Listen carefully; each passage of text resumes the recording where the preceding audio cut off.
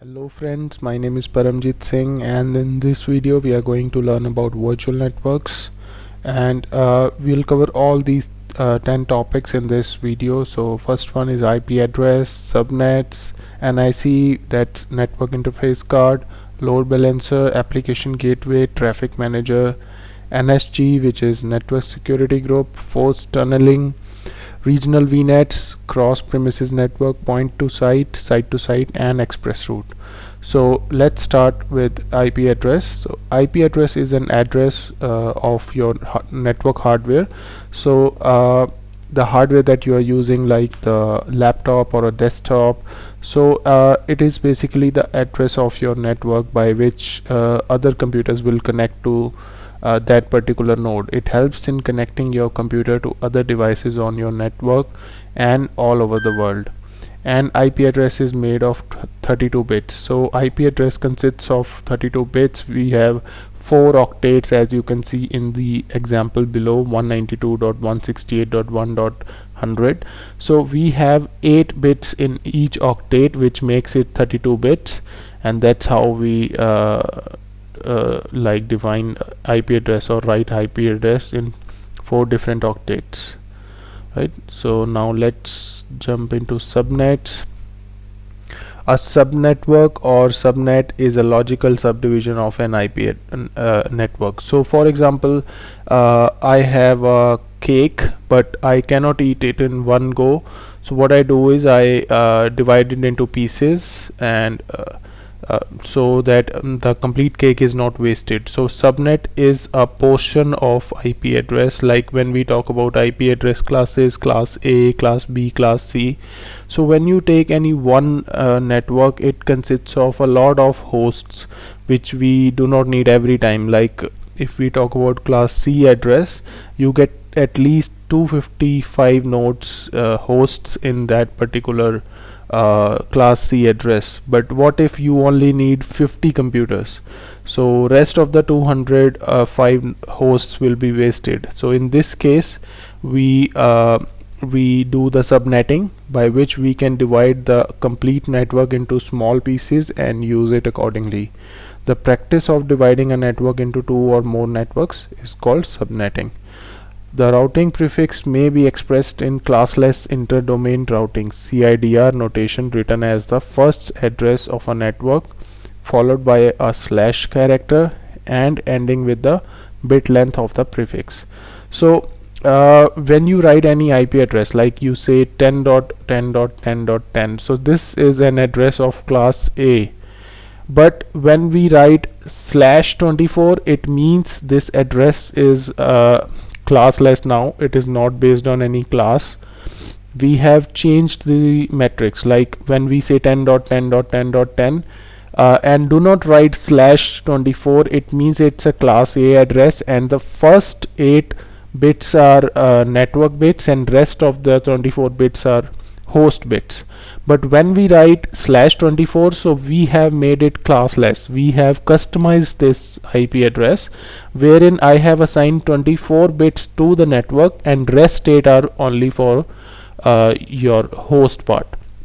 So we are changing the network class, so we can say it's a classless network. Why we are doing it? Because we want to break it into small chunks. Now NIC, network interface card. It is a computer hardware component that connects to a computer to a computer network. So when you see you have a desktop computer or a laptop, you see one connector which is RJ45. So this is the card which connects onto the system board, and then you have option to plug in the RJ45 connector. So you have different network interface card when you go into the market for buying computers. One is gigabit Ethernet, which like the speed of this card is 1000 Mbps. Then you have FE, which is fast Ethernet. The speed of that particular card is up to 100 Mbps only. So this card is installed on the hardware, and then you can plug in the cable. So that's how network interface card is. And while we create any virtual machine in Azure, you will notice that it always creates a network interface card automatically. Now the load balancer. In computing, load balancing refers to the process of distributing a set of tasks over a set of resources with the aim of making their overall performance more efficient. So in computing, load balancing is like when we have multiple hosts, multiple resources. So I do not want each of the virtual machine to be assigned to one particular node host and then rest of the hosts are sitting idle. So load balancing, the load balancer is a hardware which is connected on the network, which helps us to transfer the virtual machines to different hosts, so that the burden is not only on one particular host, and the task will divide. So like when I'm switching on the virtual machine, like if I have 100 users but only 20 are logged in right now, and I have 4 hosts, so the load balancer will try to give each host 5 virtual machines. Like, so when you have 20 users and each 5 are connected to the different hosts, then the network is balanced. But if you have all 20 of them connected to one particular host, then the host is going to be very slow, it will not perform efficiently. So that's how it works. Load balancing can optimize the response time and avoid unevenly overloading some compute nodes while other compute nodes are left idle. Okay, so let's go to the next topic, which is application gateway. Azure Application Gateway is a web traffic load balancer that enables you to manage traffic to your web applications. So Application Gateway is a kind of software which is loaded on application layer of OSI model, and it helps us to manage the traffic, balance the traffic over the network. And traditional load balancers operate at the transport layer and route traffic based on source IP address and port to a destination IP address and port. So the traditional load balancer works on the transport layer. However, this application gateway works on the application layer of OSI model. Traffic Manager. Traffic Manager enables you to control network's traffic, selecting the right destination based on server performance, security, and availability. So Traffic Manager means when I have different servers in United States, Canada, India.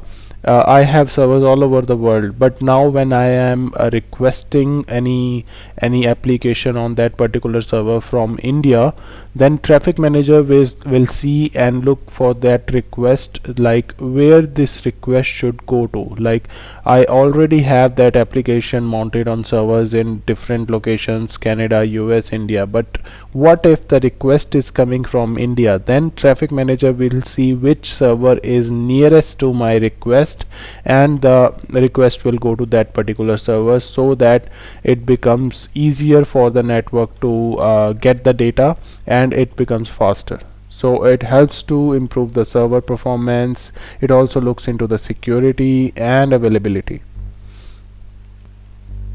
NSG, Network Security Group. So you can use an Azure Network Security Group to filter network traffic to and from Azure resources in an Azure virtual network. So when you talk about Network Security Group, it is helping you to enable or disable the ports. Like if while we were creating virtual machine in Azure portal, you had option to switch on or switch off HTTP port, HTTPS, RDP ports. So if I uncheck HTTP port, I will not be able to access that particular virtual machine using a web browser. And if I am enabling RDP port, it means I can only access that particular virtual machine using the remote desktop option. So this is how you manage inbound and outbound traffic in Network Security Group. Our Network Security Group contains security rules that allow or deny inbound network traffic to or outbound network traffic from several types of Azure resources. Now comes the force tunneling. Force tunneling lets you redirect or force all internet bound traffic back to your on-premises location via a site-to-site VPN tunnel for inspection and auditing. This is a critical security requirement for most enterprise IT policies. So depending on the policies of your organization, you might have to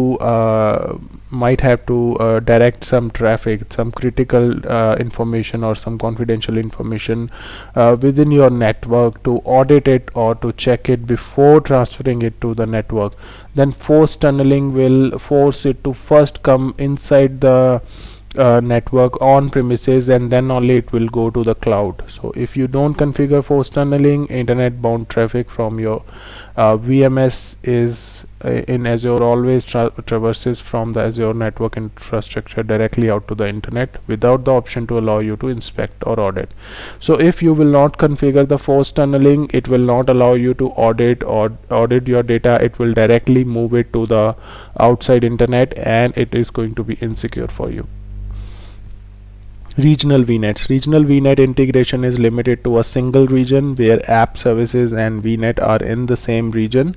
Regional VNet integration works by mounting virtual interfaces with addresses in the dedicated subnet. So regional VNet is you create a virtual network, and when you have a Azure region and you have one virtual network, the virtual machines created in that particular network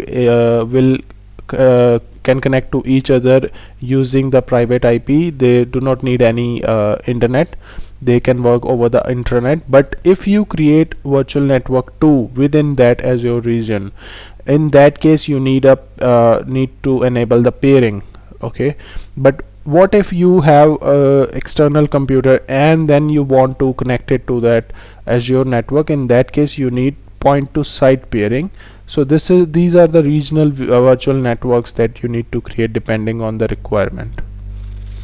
Now cross-premises network. A cross-premises Azure virtual network is connected to your on-premises network, extending your network to include subnets and virtual machines hosted in Azure infrastructure services. So a cross-premises Azure network is like when you are connecting your on-premises to your Azure. In that case you configure these cross-premises networks, so you have option of point-to-point or point-to-site depending on the requirements. This connection lets computers on your on-premises network to directly access virtual machines in Azure and vice versa. So when you configure cross-premises networks, the virtual machines which are on premises or on Azure, they can access the machines vice versa. So if you have any virtual machine configured on premises, then someone from the Azure can directly log into that virtual machine. So it helps us to manage the machines or check the HA, which is high availability, depending on the network that we are working on. Okay, so that's all in this video. If you have made it so far, please like the video and subscribe the channel, and I'll see you in the next video. Thank you.